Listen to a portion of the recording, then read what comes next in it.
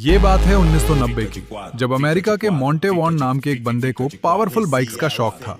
पर उन्हें बाजार में बिकने वाली दूसरी मोटरसाइकिलों से ज्यादा पावर चाहिए थी, लेकिन उन्हें ऐसी कोई बाइक नहीं मिलती। तो वो उठाते हैं शेवरोले का V8 इंजन और उसे लगा देते हैं एक बाइक के फ्रेम पर।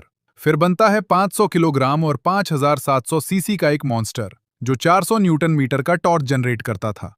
ट्विस्ट तो तब आता है जब वो अपनी बाइक को लेकर जाते हैं डेटोना बाइक वीक में, जहां सब उनकी बाइक के दीवाने हो जाते हैं। तब उनकी बाइक को नाम दिया जाता है बॉस हॉर्स, और वहीं से बॉस हॉर्स साइकिल्स की शुरुआत होती है।